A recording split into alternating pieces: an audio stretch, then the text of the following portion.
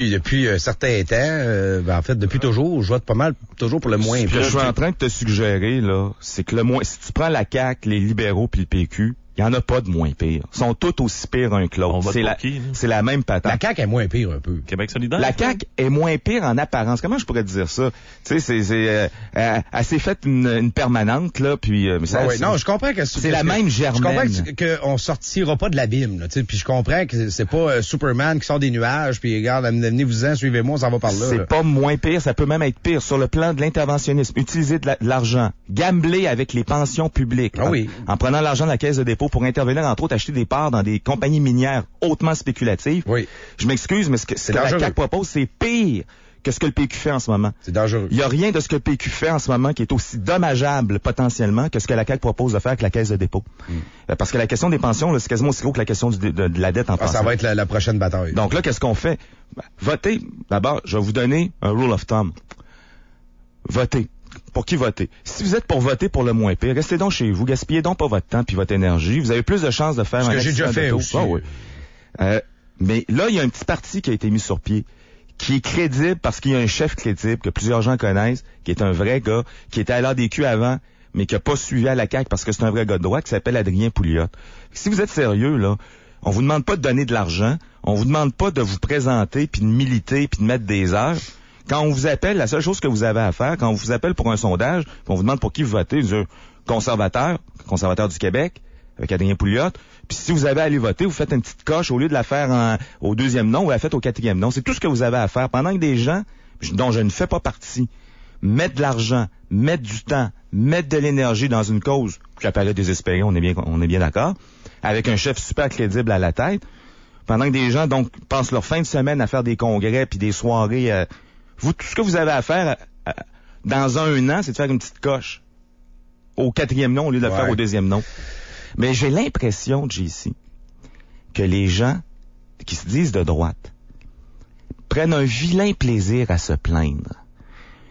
Je pense qu'inconsciemment, il y a un genre de désir de rester englué dans ce modèle-là pour pouvoir cracher dessus puis chialer contre. Dans le fond, ils sont éternellement insatisfaits. Et satisfaits de leur insatisfaction, finalement. Okay. Tu sais, je pense un peu maso, là. Je reviens je reviens au PQ. Je pense qu'on prend on a une jouissive délectation à se plaindre. Non, mais attention, là, moi, je veux dire, c'est pas moi qui invente les frasques, là, tu sais, je veux dire, on les constate, on rigole, là, tu sais, on n'a pas le choix. Mais t'aimes ça chialer, aussi. Mais ma job, puis la job à Moret, puis la job à Duhem, puis la job à tout le monde, c'est de critiquer. Mais... Donc, même quand ça ira bien, il y aura des choses qui iront pas bien.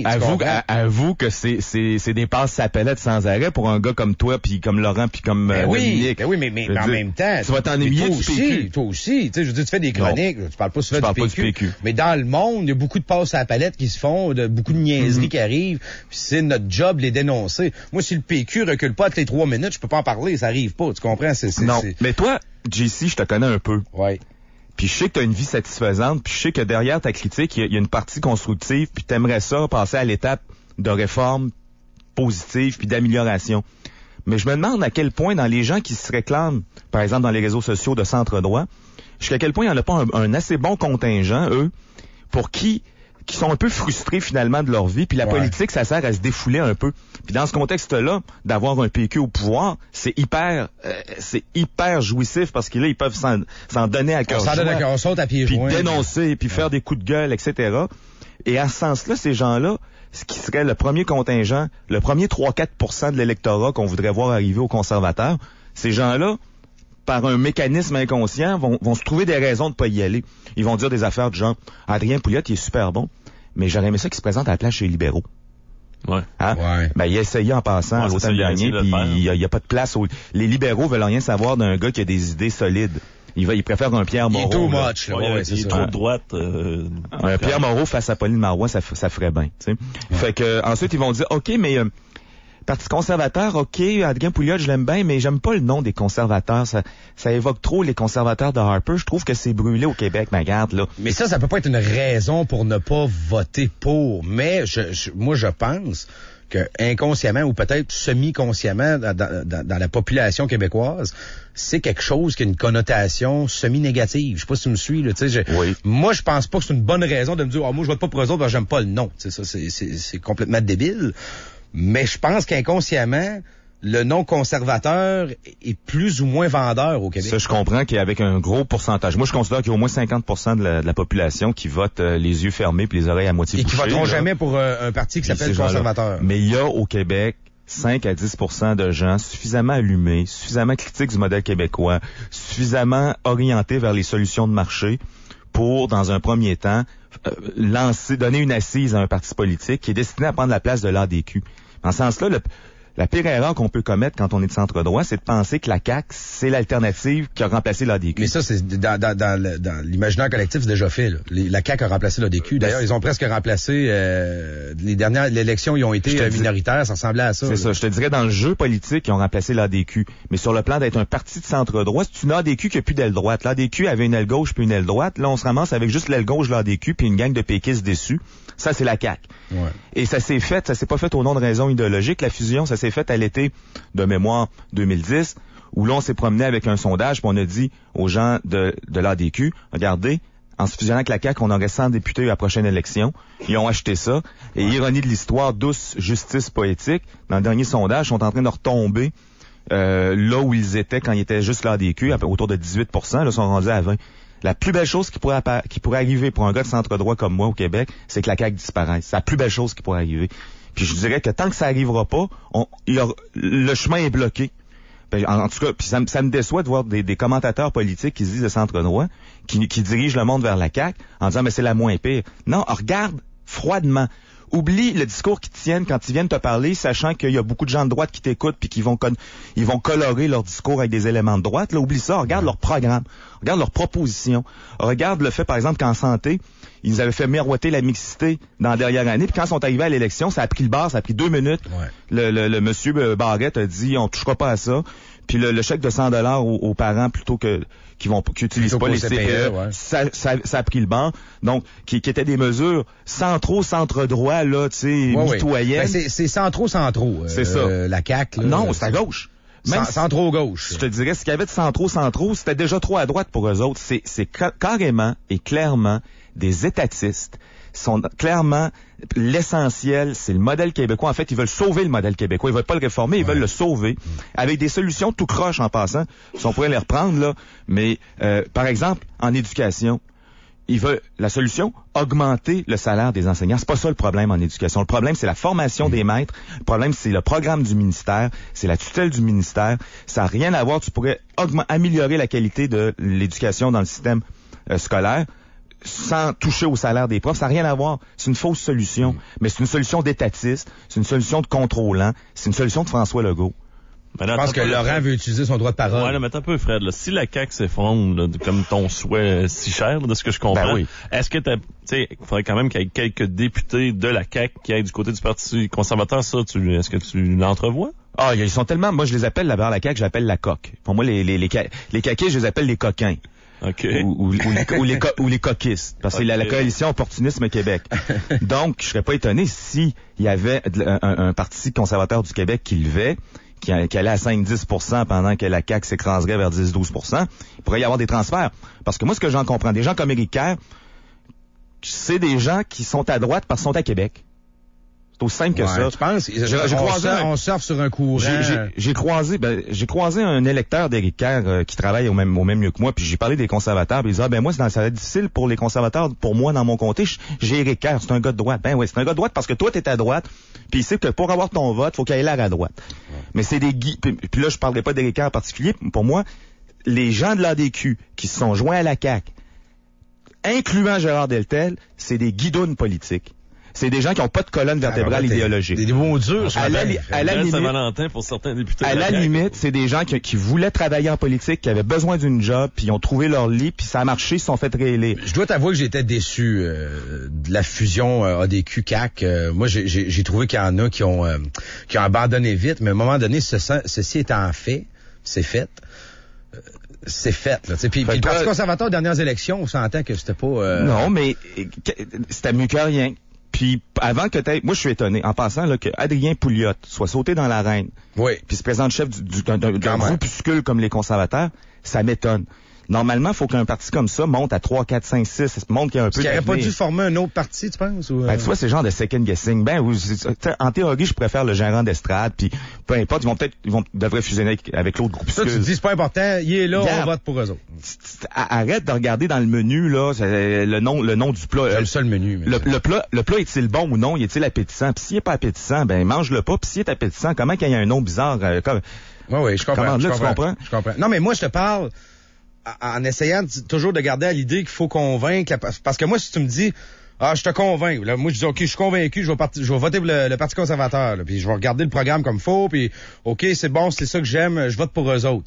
Mais ça reste que ça va devenir un peu le Québec solidaire de la droite. Là.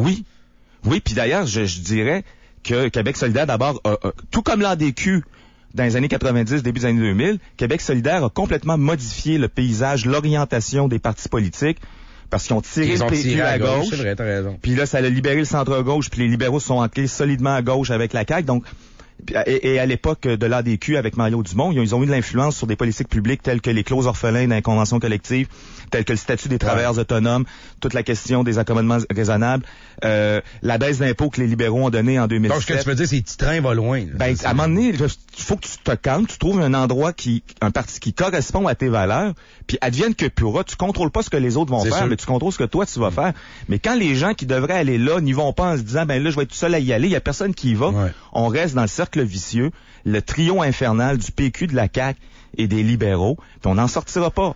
Donc, M. Pouliot, là, le chèque devrait être fait à l'ordre de Frédéric Tétu. mais en même temps, Fred, moi, c'est juste que Fred, il va falloir qu'il y ait des candidats, parce que tu sais comment ça fonctionne là, au niveau lorsque les élections arrivent. Il va falloir qu'il y ait des candidats qui se joignent au Parti conservateur. Il va falloir que les candidats soient là. Parce que, tu sais, D'accord, mais là, c'est la poule et l'œuf. C'est la poule et l'œuf. C'est que si toi, si t'attends qu'il y ait un bon candidat avant de donner ton vote aux conservateurs, les conservateurs restent à 0,5%, puis les bons candidats iront pas. Moi, en passant, je n'irai pas, j'en fais pas de politique, je prendrai pas ma carte de membre. Je vais peut-être leur faire un chèque de 100$ puis avoir 75$ de retour d'impôt, parce que c'est de même que ça fonctionne. Ben oui. Mais la politique, j'en ai fait, j'en ai eu, j'en veux plus. Mais ce que je sais, par exemple, je connais la situation... Mais non, mais là, Fred, attention. Là, tu viens de me faire une espèce de grand exposé en faveur du Parti conservateur. Pourquoi toi, tu te présentes pas? Ça en ferait un bon candidat? Non, parce que, sais-tu quoi?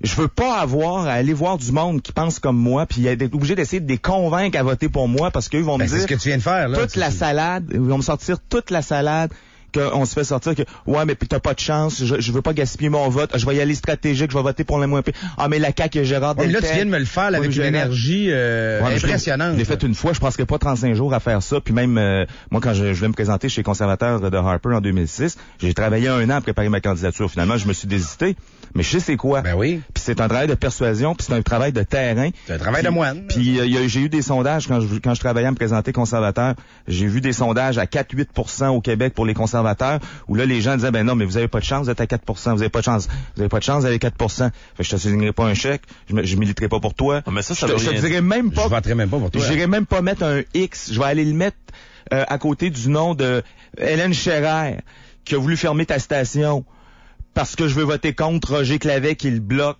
C'est une affaire de même, là. Fait que là, tu te croisais des... Mais c'est ça, la politique, croisais... aussi, c'est... Ben, c'est ça, c'est pour ça que je veux pas en faire. Je te dis,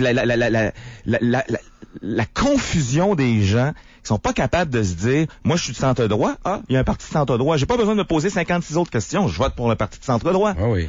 Ils sont juste à 3%, puis... Ouais, puis même là, il faut pas se fier au sondage. C'est comme là, pour l'instant, ils sont à 3%, mais regarde, on a juste regardé l'exemple du NPD. Il était très bas, puis on s'est réveillé un matin, puis il était parti de l'opposition fédérale. Mais ça, c'est parce qu'il y avait une base. Il y avait une base. Et il y avait un jack aussi. Il y avait un 4, 5, 6% de gens qui étaient là, qui ont tenu le fort. Moi, ce que je parle, c'est de ce 4, 5, 6%-là qui devrait être chez les conservateurs, mais qui va se trouver toutes sortes de bonnes défaites pour pas y aller. Puis c'est ces gens-là, moi je veux pas aller, je me présenterai pas en politique pour convaincre les gens qui devraient déjà être convaincus. Je l'ai déjà fait, je te le dis, il y en est pas question. Mais j'ai de la sympathie pour un Adrien Pouliot qui s'est lancé. J'ai de la sympathie pour ceux qui sont tentés de se présenter. Puis moi, je me poserai pas de questions à savoir, mais lui, dans mon comté, le candidat de tel autre parti, je l'aime bien. Je veux pas que le bloc passe. Je veux pas que le bloc passe. Puis là, OK, le bloc est pas passé, c'est l'NPD qui a passé. C'est-tu mieux? C'est-tu mieux? Je pense que poser la question, mais non, ça change strictement rien. Ouais. Alors, I rest my case. Colin, c'était joyeuse Saint-Valentin à tout le monde. J'ai enflammé de Frédéric. Qui était passionné. Pour moi, t'as eu une bonne Saint-Valentin. Tu sembles ragaillardi. Oui. Mais j'ai un peu de vécu. J'ai aussi fréquenté un peu l'ADQ dans les mauvaises années. Là, les AD, il y a des gens qui s'ennuient de l'ADQ depuis de Mario Dumont. Où est-ce que vous étiez quand on cognait à votre porte et qu'on vous disait, pouvez-vous nous appuyer? Ah, pas cette fois-ci, la prochaine fois. Moi, quand je me suis présenté indépendant, pas cette fois-ci, mais la prochaine fois, mec. La prochaine fois, si c'est pas pour moi cette fois-ci, je serai pas là la prochaine fois. Aussi simple que ça. Les objets en vol. On sent quasiment de frustration. Non, au contraire. Je t'ai aimé aujourd'hui. C'est à Saint-Valentin. C'était bon. J'ai trouvé croquant. Est-ce que t'avais des refoulements? C'est quelque chose. Fred, il était en feu, regarde. Il a quitté l'immeuble. Il a claqué à la porte. Il est parti.